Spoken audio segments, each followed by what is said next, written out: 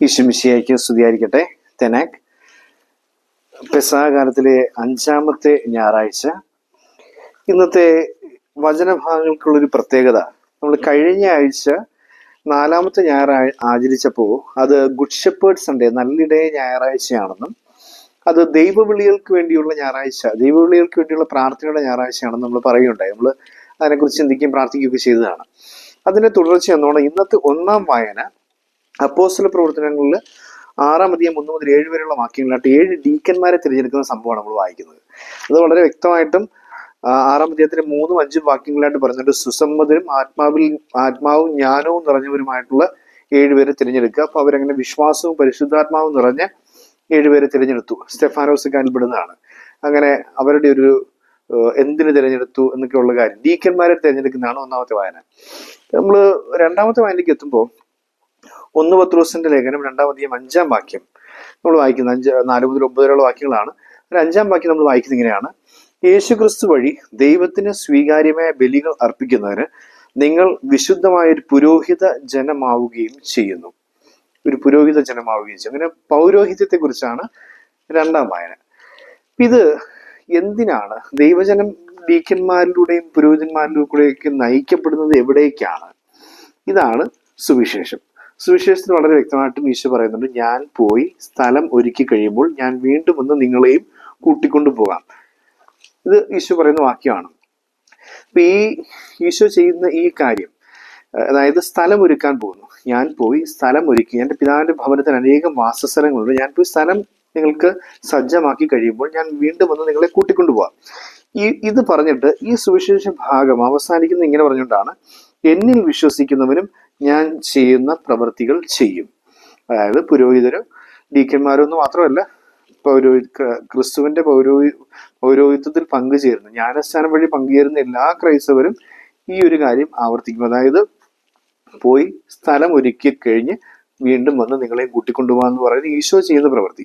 എന്താണ് ഈ ഞാൻ പോയി സ്ഥലം ഒരുക്കുക എന്ന് പറയുന്നത്? ദൈവശാസ്ത്രന്മാർ പറയുന്നത് യേശുവിന്റെ പീഡാസഹനത്തെ കുറിച്ചാണ് ഈ വരികൾ ഈശോ ഉപയോഗിക്കുന്നത്. ഞാൻ പോയി സ്ഥലം ഒരുക്കുന്നു എന്ന് പറയുന്നത് ഈശോ കുരിശൻ ചുമന്ന് കാൽവരിയിൽ പോയി ബലിയായി മാറി നമ്മൾക്ക് വേണ്ടി നിത്യജീവനിൽ സ്ഥലം ഒരുക്കും. അപ്പൊ ഇങ്ങനെ നമ്മളുടെ മാനുഷികമായ കാഴ്ചപ്പാടിൽ പിതാവിന്റെ ഭവനത്തിൽ അനേകം വാസസ്ഥലം, അനേകം മുറികളുണ്ട്, മെനോ എന്നൊക്കെ ഉള്ള വാക്കാണ് ഉപയോഗിക്കുന്നത്. അവിടെ ഒരുപാട് മുറികളുണ്ട്, അവിടെ പോയി ആ മുറിയെല്ലാം ഒരുക്കിയിട്ട് വരാം എന്ന രീതിയിലാണ്. പക്ഷെ നമുക്ക് ഈ വ്യക്തമായി അതൊരു ആലങ്കാരികമായി ഈശോ പറയുന്ന കാര്യത്തിന്റെ വ്യക്തമായ അവതരണം എന്ന് പറയുന്നത്, ഞാൻ കുരിശുമായി കാൽവരി കയറി ബലിയായി മാറി നിനക്ക് വേണ്ടി സ്വർഗപിതാവിന്റെ സന്നിധിയിൽ നിത്യതയിൽ ജീവിക്കുവാൻ വേണ്ടിയുള്ള സ്ഥലം സജ്ജമാക്കുക, എന്നിട്ട് തിരികെ വന്ന് നിന്നെ കൂട്ടിക്കൊണ്ടുപോകാം. എന്റെ മരണം ആദ്യം നടക്കും, പിന്നെ നിന്റെ മരണം നടക്കും, നിന്നെ കൂട്ടിക്കൊണ്ടുപോകും. അതായത് മരണം എന്ന് പറയുന്നത് ദുഃഖകരമായ ഒരു കാര്യത്തെക്കുറിച്ചല്ല, ദൈവത്തോടൊപ്പം ആയിരിക്കുന്ന ഒരു അവസ്ഥയെക്കുറിച്ചാണ് ഈ പറയുന്നത്. ഇതാണ് അവതരണം. എന്നിട്ട് പറയുകയാണ്, എന്നിൽ വിശ്വസിക്കുന്നവരും ഞാൻ ചെയ്യുന്ന ഈ പ്രവൃത്തികളൊക്കെ തന്നെ ചെയ്യും എന്ന് ഈശോ പറഞ്ഞ് അവസാനിപ്പിക്കും. അപ്പോൾ ആ പൗരോഹിത്യം, ഡീക്കന്മാർ ആകുക, പുരോഹിതനാകുക, ദൈവജനം മുഴുവനും പുരോഹിതരാകുക എന്നതാണ് ഈ 3 വായനകളിലൂടെ നമുക്ക് മനസ്സിലാക്കാൻ സാധിക്കുന്ന വസ്തുത. ഈ വരികൾക്കിടയിൽ ഈശോ പറയുന്ന വളരെ മനോഹരമായ ഒരു വാക്യമുണ്ട്. യോഹന്നാന്റെ സുവിശേഷം 14-ാം അധ്യായത്തിൽ നമ്മൾ വായിക്കുന്ന 6-ാമത്തെ വാക്യം, 1 മുതൽ 12 വരെയുള്ള വാക്യങ്ങളാണ്. അപ്പൊ അതിന്റെ ഏതാണ്ട് നടുക്കെത്തുമ്പം നമ്മൾ വായിക്കുന്ന ഒരു വാക്യമാണ്, ഞാനാണ് വഴിയും സത്യവും ജീവനും. ഇത് ഈശോ പറയുന്നുണ്ട്, എന്നെ കാണുന്നവൻ പിതാവിനെ കാണുന്നു. അപ്പൊ ഈ പിതാവിനെ കാണിച്ചു തരിക എന്നൊക്കെ പീലിപ്പോസ് പറയും. അപ്പൊ പറയും, പീലിപ്പോസെ, നീ ഇതുവരെ പിതാവിനെ കണ്ടിട്ടില്ലേ? എന്നെ കാണുന്നു പിതാവിനെ കാണുന്നു എന്നൊക്കെ ഈശോ പറഞ്ഞു കഴിയുമ്പോഴത്തേക്കും പിന്നെ അതിന് സമാനമായ സംഭാഷണമാണ് ഇവിടെ നമ്മൾ ഈശോ പറയാണ്, ഞാൻ പോയി സ്ഥലമൊക്കെ ഒരുക്കി വരാം, വഴി ഞാൻ അപ്പം നീ പോകുന്ന വഴി ഞങ്ങൾക്ക് അറിഞ്ഞുകൂടാ, നീ എങ്ങോട്ടാ പോകുന്നത് പറഞ്ഞ് തോമാസിനെ ചോദിക്കുക. അപ്പോഴാണ് ഈശോ മറുപടി പറയുന്നത്, ഞാനാണ് വഴിയും സത്യവും ജീവനും. ഐ ആം സീയിങ്സ്, ഈശോയുടെ ഞാനാണ്, ഏഗോ എയ്മി എന്ന് പറയപ്പെടുന്ന ഐ ആം സീയിങ്സ്, ഏഗോ എയ്മിസം എന്ന് പറയുന്നൊരു ഐ ആം ഹു ആം എന്ന് പറയുന്ന, ഞാൻ ആകുന്നവൻ ആരോ അവൻ എന്ന് പറയുന്ന യഹോവ എന്ന വാക്കിന്റെ അർത്ഥം, യാഹ്വേ എന്ന വാക്കിന്റെ അർത്ഥം, അത് കൃത്യമായും പുനരവതരിപ്പിക്കുന്ന ഈശോയുടെ 7 ഞാനാകുന്നു എന്ന വാക്യങ്ങൾ നമുക്ക് കാണാൻ സാധിക്കും സുവിശേഷത്തിൽ. മുമ്പ് കണ്ടിട്ടുള്ളതാണ് 7 വാക്യങ്ങൾ. ഒന്ന് വേഗത്തിലൊന്ന് പറഞ്ഞു പോവുകയാണെങ്കിൽ യോഹന്നാൻ 6:35, ഞാനാണ് ജീവന്റെ അപ്പം, രണ്ടാമത്തത് യോഹന്നാൻ 8:12 ഞാനാണ് ലോകത്തിന്റെ പ്രകാശം. മൂന്നാമത്തത് യോഹന്നാൻ 10:7-9 പറയുന്നുണ്ട് ഞാനാണ് ആടുകളുടെ വാതിൽ. പിന്നെ നാലാമതായിട്ട് യോഹന്നാൻ 10-11-14 പറയുന്നുണ്ട് ഞാനാണ് നല്ല ഇടയൻ. അഞ്ചാമത്തെ കാര്യം യോഹന്നാൻ സുവിശേഷം 11-25 ഈശോ പറയുന്നുണ്ട് ഞാനാണ് പുനരുദ്ധാനവും ജീവനും. I am the resurrection and life. ജീവന പുനരുദ്ധാനം എന്നല്ല, ഞാൻ പുനരുദ്ധാനത്തിന് ശേഷമുള്ള ജീവൻ ഞാനാണ്. ആറാമത്തെ വാക്യം യോഹന്നാൻ 14:6 ഞാനാണ് വഴിയും സത്യവും ജീവനും. ഏഴാമത്തെ വാക്യം യോഹന്നാൻ 15:1 പറയുന്നുണ്ട്, 5 പറയുന്നുണ്ട് ഞാനാണ് സാക്ഷാൽ മുന്തിരിച്ചെടി. സത്യത്തിൽ ഈ പറയുന്ന എല്ലാ കാര്യങ്ങൾക്കും ജീവനുമായി ബന്ധമുണ്ട്. ജീവന്റെ അപ്പം, ഈ അപ്പം ഭക്ഷിക്കുമെന്ന് നിത്യം ജീവിക്കുമെന്ന് ഈശോ പറയുന്നുണ്ട്. ലോകത്തിന്റെ പ്രകാശം, എന്നെ അനുഗമിക്കുന്നവൻ ജീവന്റെ പ്രകാശം ലഭിക്കും, നിത്യമായ പ്രകാശം ലഭിക്കും.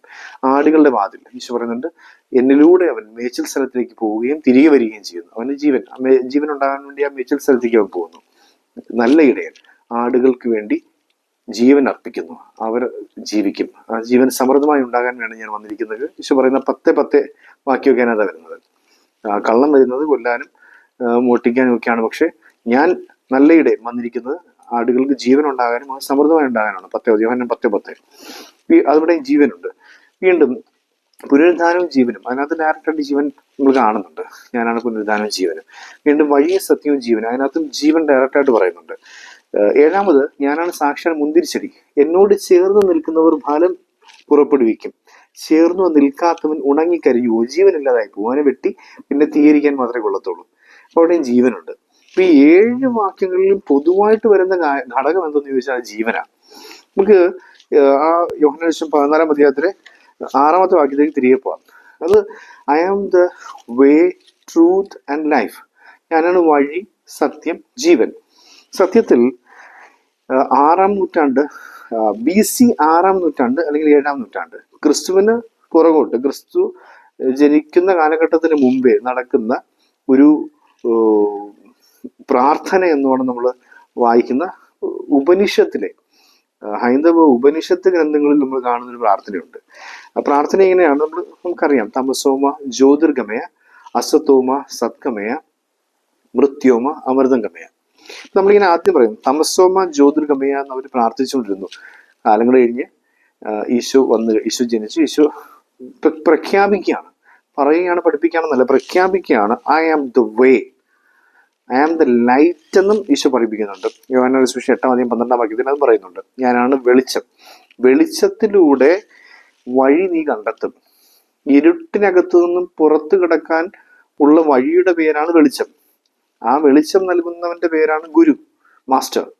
ആ ഗുരു നൽകുന്ന വെളിച്ചത്തിലൂടെ നീ നീ നിന്റെ അഹന്തയുടെ, നിന്റെ ആർത്തിയുടെ, നിന്റെ അത്യാഗ്രഹത്തിന്റെ, നിന്റെ വിവരക്കേടിന്റെ ഒക്കെ ഇരുട്ടിൽ നീ ജീവിക്കുക. പക്ഷെ അതിനകത്ത് നിന്ന് നിനക്ക് പുറത്തു കിടക്കാൻ ഇനി വഴി കാണിച്ചു തരാൻ പോകുന്നത് ഞാനാണ്. I am the way, I am the way, I am the light, I am the light of the world എന്ന് പറയുന്നതും ഐ ആം ദ വേ എന്ന് പറയുന്നതും ഏതാണ്ട് ഒരേ ഗണത്തിൽ നമുക്ക് എടുക്കാനായിട്ട് സാധിക്കും. വഴി ദൈവം കാണിച്ചിരിക്കുക. ഈ വഴി എന്താണ് എന്ന് ചോദിച്ചു കഴിഞ്ഞാൽ അത് ബൈബിളാണ്. ബൈബിളിനെ വിളിക്കുന്ന പേരാണ് വഴി, ജീവന്റെ വഴി. അത് വേദഗ്രന്ഥമാണ്. വേദഗ്രന്ഥത്തിലൂടെ നിനക്ക് വെളിച്ചം കണ്ടെത്താൻ സാധിക്കും എന്നുള്ള ഓർമ്മപ്പെടുത്തലാണ് നമുക്ക് കാണിച്ചത് തമസോമ ജ്യോതിർഗമയ, ഇരുട്ടിൽ നിന്നും പുറത്തേക്ക് കിടക്കാൻ സാധിക്കുന്ന വഴി കാണിച്ചിരുന്നത് ഈശോയാണ്. നമ്മൾ വീണ്ടും നമ്മുടെ അസതോമ സദ്ഗമയ, സത്യം, ഞാനാണ് സത്യം. ഈശോ മറ്റൊരിടത്ത് പറയുന്നുണ്ട്, യോഹന്നാൻ സുവിശേഷം 8-2 ഈശോ പറയുന്നുണ്ട് സത്യം നിങ്ങളെ സ്വതന്ത്രരാക്കും, സത്യം നിങ്ങളെ സ്വതന്ത്രരാക്കും. നമ്മളിങ്ങനെ ഈ വഴിയെക്കുറിച്ച് പറയുമ്പോൾ ഒരു കാര്യം കൂടെ പറയാം. വഴിയെക്കുറിച്ച് പറയുമ്പോഴത്തേക്ക് പറയുന്നൊരു കാര്യമുണ്ട്. ഈ പ്രസിദ്ധനായിട്ടുള്ള എഴുത്തുകാരൻ ജോൺ സി മാക്സ്വെൽ എന്ന അമേരിക്കൻ എഴുത്തുകാരൻ്റെ ഒരു ലീഡർഷിപ്പിനെ കുറിച്ചുള്ളൊരു വാക്യമുണ്ട്. A leader is a person who knows the way, shows the way and goes through the way. വഴി അറിയാവുന്നവൻ, വഴി കാണിച്ചു കൊടുക്കാൻ പറ്റുന്നവൻ, ആ വഴിയെ സഞ്ചരിച്ച് കാണിക്കുന്നവൻ, അവനാണ് ലീഡർ. നമ്മളിങ്ങനെ ഇപ്പോൾ ഈ ഇലക്ഷനൊക്കെ കഴിഞ്ഞ് നമ്മുടെ നേതാക്കന്മാരെയൊക്കെ നമ്മളിട്ട വോട്ടിൻ്റെയൊക്കെ പേരിൽ തിരഞ്ഞെടുക്കപ്പെട്ടവരാരാണെന്നൊക്കെ പ്രഖ്യാപിക്കുന്ന ദിവസങ്ങളായിരുന്നു. നമ്മൾ ഓർക്കണം ആരാണ് ലീഡർ എന്ന് ചോദിക്കുമ്പോൾ ഞാനൊരു ഒരു ശ്രദ്ധേയമായൊരു മറുപടിയാണ് വഴി കാണിച്ചു തരാൻ പറ്റുന്നവൻ. കാണിച്ചു തന്നിട്ട് കാര്യമില്ല, ആ വഴി അറിയാവുന്നവൻ, വഴി അറിയാവുന്നതിന് പോരാ, കാണിച്ചു തരാൻ പറ്റണം. ആ കാണിച്ചു തരുന്ന വഴിയെ നടന്ന് കാണിക്കണം. അവനാണ് ലീഡർ. അപ്പോഴാണ് ഈശോ പറയുന്നത് ഐ ആം ദ വേ. വഴി അറിയാവുന്നവനും വഴി ചൂണ്ടിക്കാണിച്ചു തരാൻ പറ്റുന്നവനും ആ വഴിയെ നടന്ന് കാണിക്കാൻ പറ്റുന്നവനും അല്ല, നീ നടക്കേണ്ട വഴി തന്നെ ഞാനാണ് എന്ന് പറയുന്ന നേതാവിനെയാണ് നമുക്ക് ഈശോയെ കാണാൻ സാധിക്കുക. ആ വഴി വചനമാണ്. നമുക്ക് രണ്ടാമത് ഈ സത്യം നിങ്ങളെ സ്വതന്ത്രരാക്കും ഈശോ പറഞ്ഞ്, ആ സത്യമാണ് വിജയിക്കുക. നമ്മൾ ഇങ്ങനെ മറ്റൊരു ഉപനിഷത്തില്, മുണ്ടക ഉപനിഷത്ത് 3-ാമത്തെ അധ്യായത്തിലെ 1 മുതൽ 6 വരെയുള്ള വാക്യങ്ങളിലായിട്ട് നമ്മൾ വായിക്കുന്ന ഒരു കാര്യമാണ്. നമ്മുടെ ഇന്ത്യൻ ഭരണഘടനയുമായിട്ട് ബന്ധപ്പെട്ട് വളരെ പ്രധാനപ്പെട്ട വാക്യം സത്യമേവ ജയതേ, സത്യം എപ്പോഴും ജയിക്കും എന്ന് പറയുന്ന വാക്യം. അപ്പോൾ ഈ സത്യം എപ്പോഴും ജയിക്കും എന്ന് പറയുന്ന ഒരു വാക്യം നമ്മുടെ നോട്ട്, നമ്മൾ ഉപയോഗിക്കുന്ന കറൻസിക്കകത്തുണ്ട്, നമ്മൾ ഉപയോഗിക്കുന്ന നാണയത്തിനകത്തുണ്ട്, നമ്മുടെ ഗവൺമെന്റുമായിട്ട് ബന്ധപ്പെട്ട എല്ലാ ഒഫീഷ്യൽ എംബ്ലത്തിനകത്തുമുണ്ട് സത്യമേവ ജയതേ. അപ്പോഴാണ് ഈശോ പറയുന്നത് ഐ ആം ദ ട്രൂത്ത്. ആ ജയിക്കുമെന്ന് പറയുന്ന സത്യം അത് ഞാൻ തന്നെയാണ്. എൻ്റെ വചനങ്ങളാണ്, എൻ്റെ മൂല്യങ്ങളാണ്, എന്നെ പിൻചെല്ലുന്നവനാണ്, എന്നെ അനുഗമിക്കുന്നവനാണ് ജയിക്കാൻ പോകുന്നത്. I am the way. മറ്റു വഴികളൊന്നുമില്ല. നമുക്ക് പല നേതാക്കന്മാരുമാണ്, മറ്റു നേതാക്കന്മാരാരുമില്ല, മറ്റു വഴികളൊന്നുമില്ല. ക്രിസ്തുവാണ് ഏക നേതാവ്, ക്രിസ്തുവാണ് ഏക വഴി. അതിങ്ങനെ ഈ കൃത്യമായിട്ടും ലോജിക്കലായിട്ട് നമ്മൾ ഒരു മറുപടിയായിട്ട് നമുക്ക് വായിക്കാൻ സാധിക്കുന്ന കാര്യമാണ്. 3-ാമത്തെ കാര്യം പറയുന്നത് ഇങ്ങനെയാണ്, മൃത്യോമ അമൃതം ഗമയ, മരണത്തിൽ നിന്നും ജീവനിലേക്ക് നയിക്കണമേ. പക്ഷെ വളരെ വ്യക്തമായിട്ട് പറയുകയാണ്, ഞാനാണ് പുനരുദ്ധാനവും ജീവനും. ശ്രദ്ധിക്കണം, ജീവനും പുനരുദ്ധാനവും എന്നല്ല, ഞാനാണ് പുനരുദ്ധാനവും ജീവൻ. അതായത് നീ ഉയർക്കും, പിന്നെ ജീവിക്കും. ആ ജീവൻ പിന്നെ അസ്തമിക്കുകയില്ല. അത് ഞാൻ നൽകുന്ന ജീവനാ, സമൃദ്ധമായ ജീവനാ. അപ്പം യേശുവിൽ ആശ്രയം അർപ്പിച്ച് യേശുവിനെ പിൻചെന്ന് മുന്നോട്ട് പോവുകയാണെങ്കിൽ അയാൾ മരണാനന്തരം ജീവിക്കും, ആ നിത്യജീവനിലേക്ക് പ്രവേശിക്കും. ഇതാണ് ഓർമ്മിപ്പിക്കുന്നത്. അപ്പോൾ വ്യക്തമായിട്ടും ഈശോ പഠിപ്പിച്ച ഈ വാക്യം 7 ഐ ആം സേയിങ്സ്, ഞാനാകുന്നു എന്ന് പറയുന്ന 7 വാക്യങ്ങളിലെ 6-ാമത്തെ വാക്യമാണ് ഞാനാണ് ജീവനും, ഞാനാണ് വഴിയും സത്യവും ജീവനും എന്ന് പറയുന്ന വാക്യം. ആ വാക്യം നമ്മുടെ ഹൃദയത്തിലേക്ക് നമുക്ക് ചേർത്ത് പിടിക്കാം.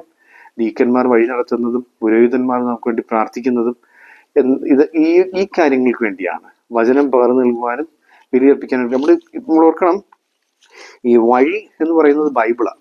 ജീവൻ നൽകുന്ന അപ്പം അമൃത്, മൃത്യോമ അമൃതം ഗമയ, അമൃത് അത് ദിവ്യകാരുണ്യമാണ്. സത്യമേവ ചെയ്ത്, സത്യം ജയിക്കും എന്ന് പറയുന്നത് നമ്മുടെ മനസ്സാക്ഷിയാണ്. 3 കാര്യങ്ങളാണ്. മനസ്സാക്ഷിയെ ബലപ്പെടുത്തുന്ന വചനം, ആ വചനത്തിൽ ജീവിക്കാൻ നമ്മളെ സഹായിക്കുന്ന ദിവ്യകാരുണ്യം. ഇതാണ് ക്രൈസ്തവ ജീവിതത്തിന്റെ അടിസ്ഥാനം. നമുക്ക് ഇത്തരത്തിൽ ഈശോ നൽകിയിരിക്കുന്ന ഈ 3 and the way, the truth and the life എന്ന് പറയുന്ന ഈശോയുടെ ആ സന്ദേശം നമുക്ക് ബൈബിളിലൂടെയും നമ്മുടെ മനസ്സാക്ഷിയിലൂടെയും നമ്മൾ സ്വീകരിക്കുന്ന കുർബാനയിലൂടെയും തിരിച്ചറിഞ്ഞുകൊണ്ട് ഉത്തമ ക്രൈസ്തവ ജീവിതം നയിക്കാനായിട്ട് നമുക്ക് ശ്രമിക്കാം. ദൈവം നമ്മെ അനുഗ്രഹിക്കട്ടെ.